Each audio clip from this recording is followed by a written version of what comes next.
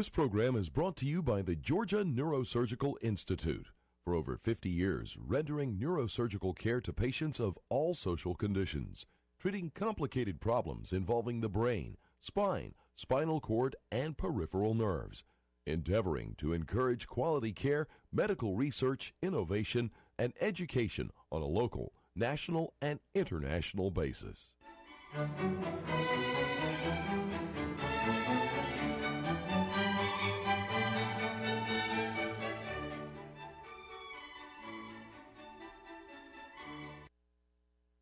Good evening. My name is Joe Sam Robinson. It's my pleasure to have with us once again Dr. Buck Melton. Thank you, Buck, for being here. Thank you always for having me. We have many stimulating conversations in the past, and tonight possibly we could talk about some of the changes that are underway in our government, and particularly in regards to the court and executive appointees.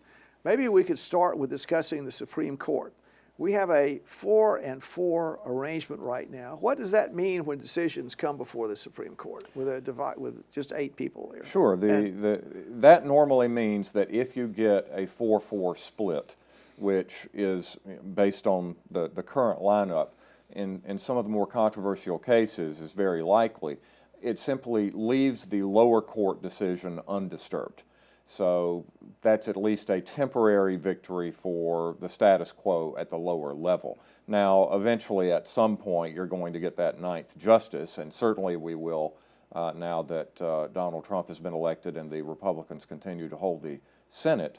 And so the issue will probably be revisited in a similar case, or perhaps even the same case, appealing on a different angle. But for the time being, it maintains the lower court decision. Now, because of this, and the justices are very intelligent people, they understand they have a 4-4 split. Are they cautious about the number of cases they review? Are they saying, well, it'd be better for us to not take a controversial case right now. We'll just let it sit there until we get the 9th member. If we come up here, it'll be sort of an exercise in futility, because presumably if the lower court, the Court of Appeals, their order stands, then it can still go up again. I mean, when they're not, the issue would not be resolved. It would just sit there on that court circuit. It wouldn't be, and it would not have a universal, I guess, ability to influence things. Yes. Well, there are probably tactics involved. That the court session, the Supreme Court session, begins, of course, on the first Monday of October, and well before that time, during the summer, the justices have their clerks working on cert petitions and deciding what cases they're going to hear.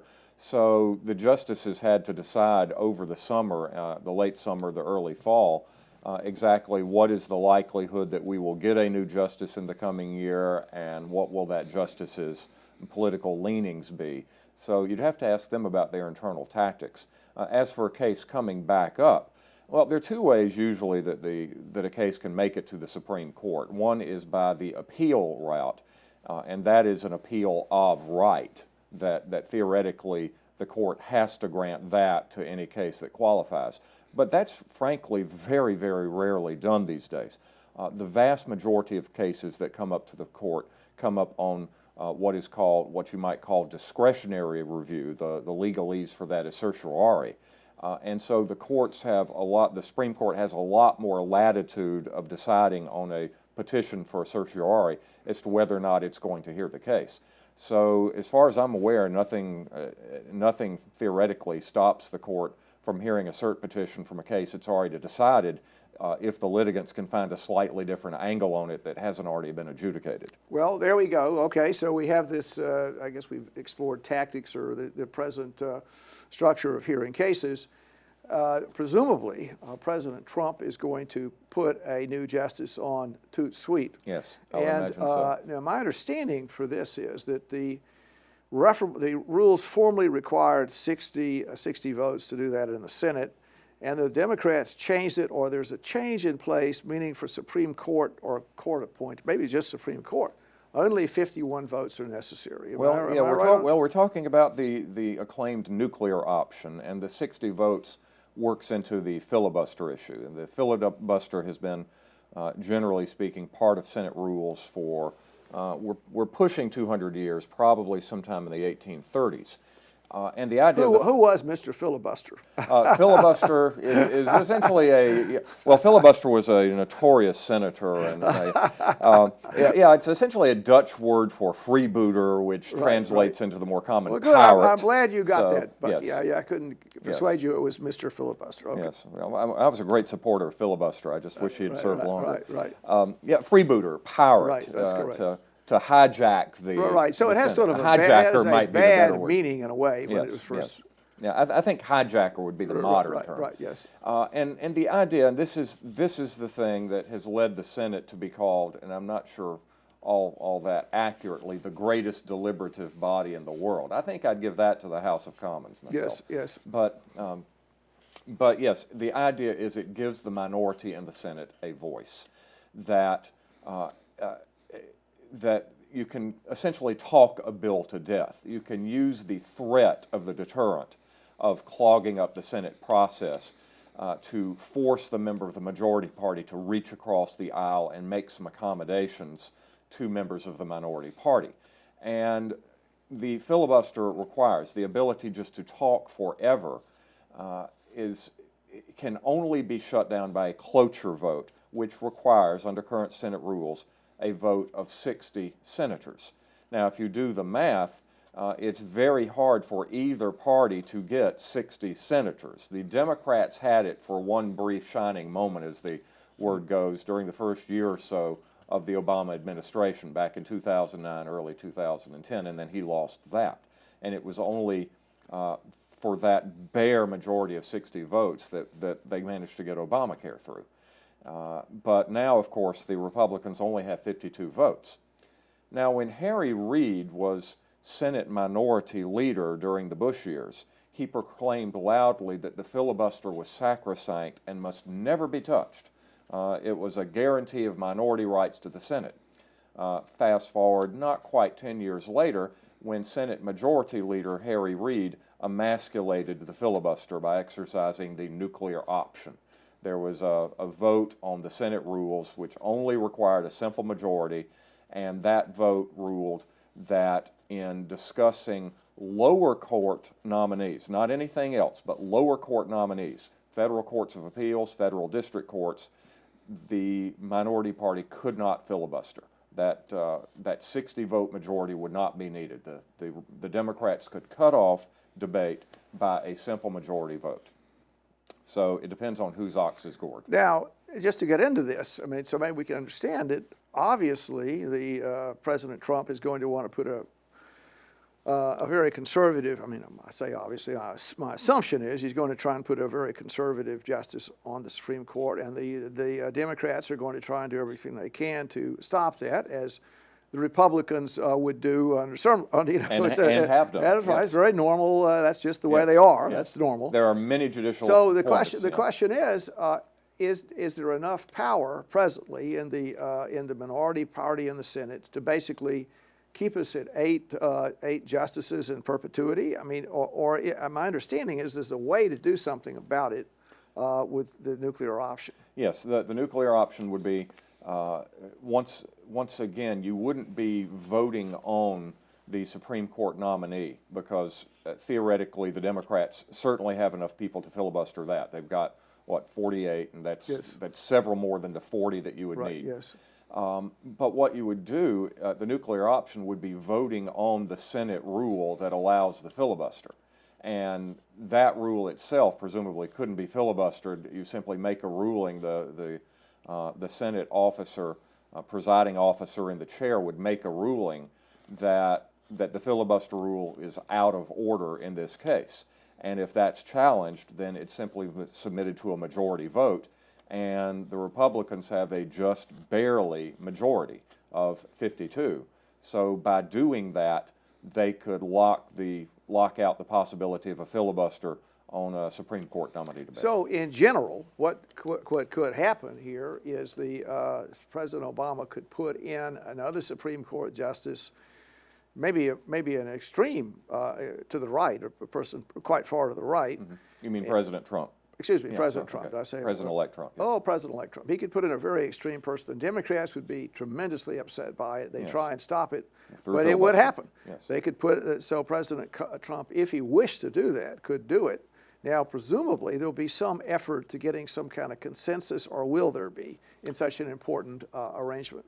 Well, I would think normally, if Trump is serious about reaching out and reaching consensus, we have certainly seen Republican presidents do that in the past. It really dates back to the Robert Bork affair in 1986, when Bork was very clearly pro-life and would have been the deciding vote had he been confirmed to overturning Roe versus Wade. And the Democrats borked him, as the phrase went, and in doing that torpedoed his nomination.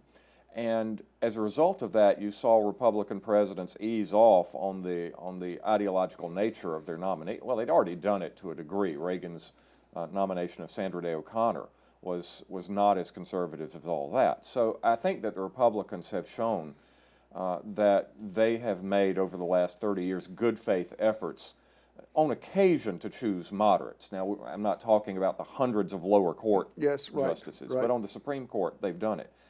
The game changer here is Harry Reid's exercise of the nuclear option for lower court appointments in 2013.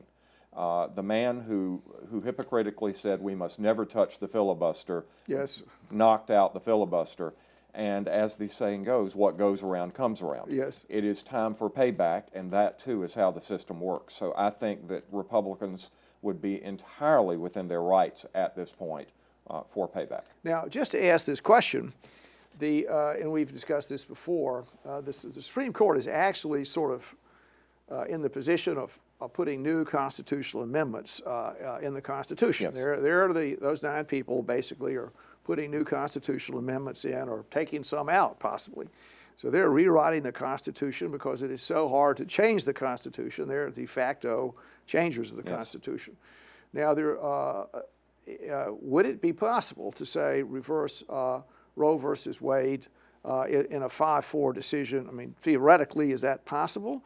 And I mean, can the court do something like that? They say, this is the way the law is. It's definitely like this. They could take another case and just say, well, no, it's not this way. We just arbitrarily have changed the constitutional ruling that we put in there. The next year or two, we just changed it and comments. I mean, can they do that? According to Alexander Hamilton, they certainly can't. So, well, so much for Hamilton. Yes, Hamilton argued this is the thing that makes the court the least dangerous branch, that it can't reach out and bring cases before it. Somebody has to take the initiative to bring that case up. Now, of course, today, there is a vast multitude of litigation going on. So all the court has to do is look for the right case to do that. And it would not have any problem finding some grounds for overturning Roe versus Wade. Really? Yeah, well, the ground that immediately occurs to me is the old adage that says when the reason for the law fails, the law itself fails. That a lot of the science, or I could even say pseudoscience, that the Supreme Court used in 1973 to justify Roe versus Wade, well, in terms of biology, we're far beyond that now. The thing that always gets me laughing or fuming, as the case may be, in Roe versus Wade, is Blackmun's statement that the state has an interest in, quote, potential life. Now, I'm sorry, I would imagine that any 10th grade biology student can define what life is. I mean, internal respiration, energy burning, external respiration. The fetus may or may not be a person under current constitutional law. The fetus is not a person. Yes. The fetus is, unless you want to argue something about cognition, the fetus is clearly a human being. Yes, yes. It's carrying out biological process. So what on earth is potential life? So the Supreme Court could just clearly say that the Roe court was smoking something when it made these biological rulings, and we're tossing that out now. Really? So they could do that? And, yes. Well, now, another issue that's the court is sort of bedeviled by is affirmative action. Yes. And the decisions have come back and forth, back and forth. and there's been some accommodation for affirmative action, could the court just say, all right, now we're going to remove the accommodation? And I understand that cases, this is a very sticky issue, and the courts have been very careful about that, Yes. but presumably they could do something pretty, I guess, draconian, could they Yes. not? And once again, the easiest route for the court, I'm not saying it's the most legitimate route, but it's a route that the court has often used in the past, and so if it's business as usual, the court could use it again. And this too would be an issue in race relations. If you compare Plessy versus Ferguson, the infamous segregation case of 1896, and Brown versus Board of Education, 1954. In 1896, the Supreme Court said, look, the 14th Amendment requires equality.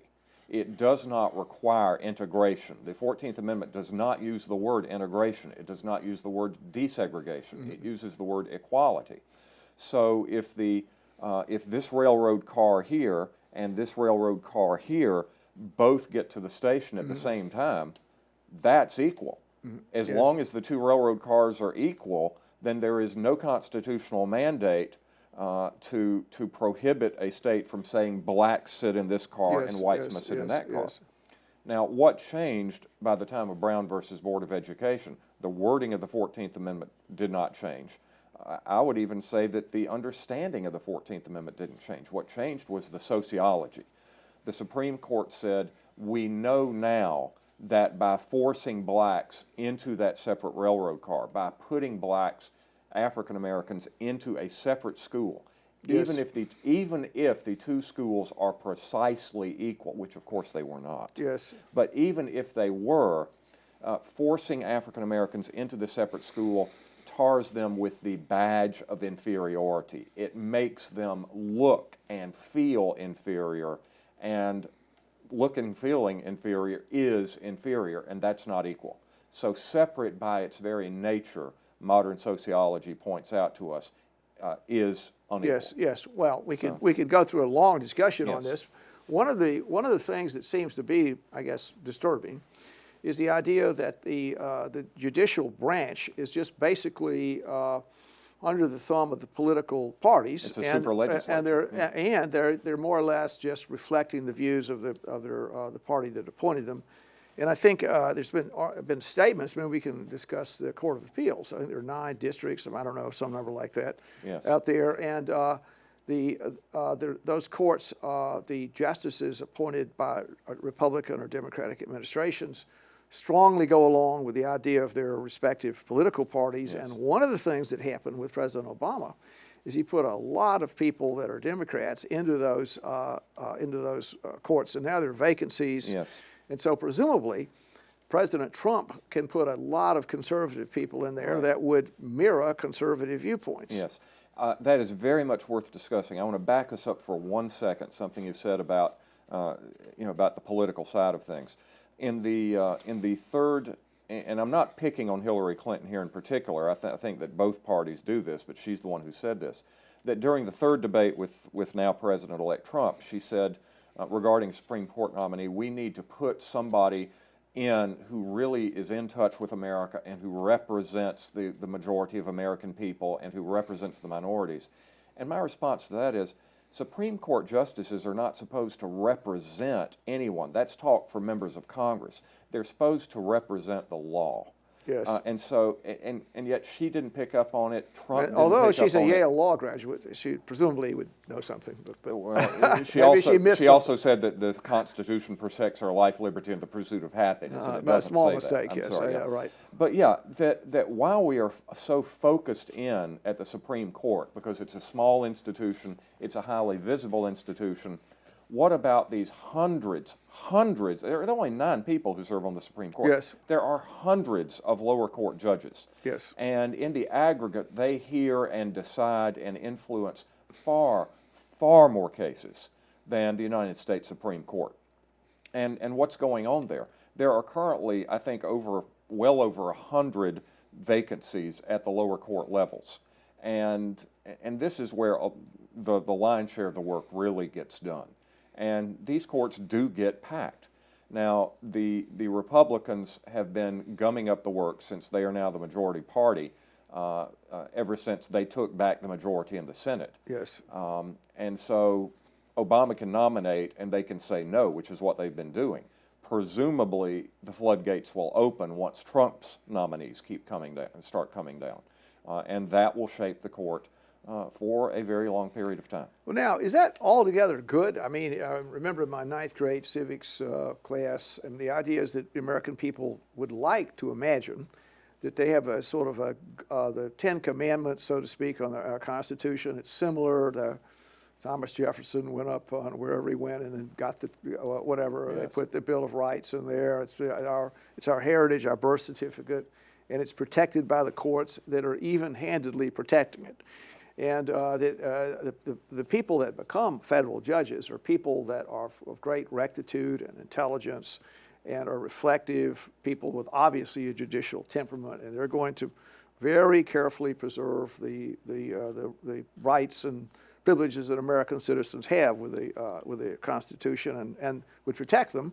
But presumably, I won't speak too coarsely here, but they're under such political, I guess, influence that judicial arrangement being compromised? And I'll speak about Ruth Bader Ginsburg Yes. a little bit. Well, I would not say political influence. That sort of raises a godfather. I'll make him an offer he can't refuse. I would hope that federal judges are not feeling political forces at work that are influencing them to compromise their judicial opinions and rule. I mean, this is the whole reason we have effective lifetime appointments, to Yes. remove that kind of influence. I think the influence, I would think that the vast majority of federal judges and all judges that we either appoint or elect in this country are people of rectitude, and they attempt to do their duty as they understand it and see fit. The problem is they understand this duty in radically different ways based on their ideologies. That you have conservative activist judges, you have liberal activist judges, that you have people who focus on originalism as the approach, you have people who focus on the idea of the living Constitution, and you can reach vastly different outcomes based on these different ideologies that you bring to the bench with you. And that's a problem. And I think the problem comes from the fact that we are a litigious society. We have lots of courts, we have lots of judges, we have lots of law cases. And so the temptation to mold the law as you see fit from the bench is just too great. It makes the courts into a super legislature. Well, and that may have been what happened, and hopefully I wasn't too harsh with our judicial colleagues, and obviously they're devoted people and of substantial merit. But it's the perception. I'm concerned about perception issues. So if maybe not even the reality, the perception being that, okay, it's just the one party's going to put someone in, and they're going to have an extreme viewpoint. As the country has become more polarized, to Yes. use a well-known word, you have polarized judicial branch, and Yes. they're going to tilt in extreme positions. That's disturbing. Now, maybe back to Ruth Bader Ginsburg, Ginsburg, whom I think I can recollect this, sort of made some comments about the presidential elections, and I mean, make something that was fairly extreme. And she's an elderly person. I believe she's 83 years old and in frail health. Yes. Comments about that? I mean, Well, yes. Is that it? What about the cognition of judges Well, that have been out a long time, and there's no demand that you retire, and et cetera? Yes. Well, I think you've got a couple of problems there. First, she is older, and I think as you become older, you become more like yourself, and you're the neurosurgeon here. Yeah, okay, But right. the homogenizing influences, the socialization falls away, and the traits that make you unique assert Yes, themselves right, more and right. more. That may be happening. Although Ruth Bader Ginsburg, we have known since the time she was appointed. She's a card-carrying member of the ACLU. You know where she stands. Now she doesn't seem to be playing the game. We see the man, or in this case, the woman behind the curtain. She made no bones about the fact that she disliked Trump, that she thought a Trump candidacy was ridiculous. And when called on it a few nights later in another interview, she doubled down on it. Now she, at that point, backed down. I don't think she apologized. I think she finally, after two of them, expressed regret. But last week, I think it was Thursday morning, 2 days after the election, during oral argument, she wore her dissent collar on the bench. Whenever she was getting ready to make a dissent from the bench, she's known to wear this particular collar. And she wasn't, the court wasn't issuing an opinion that day. It was just hearing oral arguments, and she wore her dissent collar, which a lot of people took to be a formal objection on her part to the outcome of the election. Now, in my book, if she manages to stay on the court for 2 or 3 more years and a case involving Trump or a law signed by Trump comes before her, that's grounds for recusal. Will she recuse herself? I will bet you money right now she will not. But she's compromising, she has already compromised her integrity. If she stays on the bench for a Trump case, she is now compromising the integrity of the Supreme Court. So this is the beyond the pale kind of thing that I think you were insinuating earlier. Well, just to discuss this, we'd like, to me, as an American citizen, I'd like a relatively neutral court. I would like to have people not influenced by the political process, that they were like, I don't know, Cincinnati's Spice Plow, that people came, you know, we want you, obviously you're a great legal scholar, you'd be a wonderful person there. But it doesn't seem to be the case. What happens, we have very elderly justices that, and their cognition and intellectual powers have declined a lot, and they become almost an embarrassment. I think, let's see, Justice Douglas, who had a stroke, and I mean, there have been, what happens? A person that's seemingly intellectually, it would be difficult for the person to intellectually pull the plow, and there's no obvious, do the colleagues say to the person, maybe you should step down? There's probably some peer pressure, so. Yeah, is that what, well, it doesn't seem to have happened in this case. I mean, no, it's not, and apparently some of the liberals on the court were telling Ginsburg over the summer, and she's not only old, she's had cancer, but they had suggested to her, you know, maybe you need to go, and she obviously did not like that. And now we're in a situation where I'd bet anything she's going to try to hang on until the election of 2020, which would put her at age 87 in extremely frail health. I mean, given the circumstance she's in now. And during that time, making no bones about the fact that she completely disagrees with the conservative agenda, prejudicing herself, calling the legitimacy of the court into question. I mean, my final comments would be, I don't know if you're a fan of Edgar Lee Masters or not, but some of his poetry, he talks about if you pulled the blindfold away from Lady Justice, who stands in front of the court, you know, blindfolded, weighing the scales of liberty, you would find these bleeding eyeballs, and you know, scarred, and you know, the justice is not blind at all. Well, and that's what you know, when somebody like Ginsburg behaves in the way she has. We don't need her to call the courts into question now. The whole system is driven by ideology. Justices on the left and right have fallen into the dark side because it's just too tempting to make the Constitution say what you think it ought to say. And that's not the role of a judge. And yet here we are. Well, on that note, Bucky, thank you for another stimulating conversation tonight, and we'll talk some more. Thank you.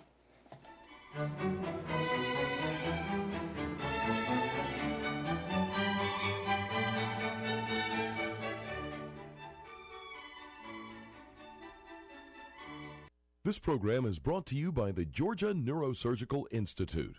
For over 50 years, rendering neurosurgical care to patients of all social conditions, treating complicated problems involving the brain, spine, spinal cord, and peripheral nerves, endeavoring to encourage quality care, medical research, innovation, and education on a local, national, and international basis.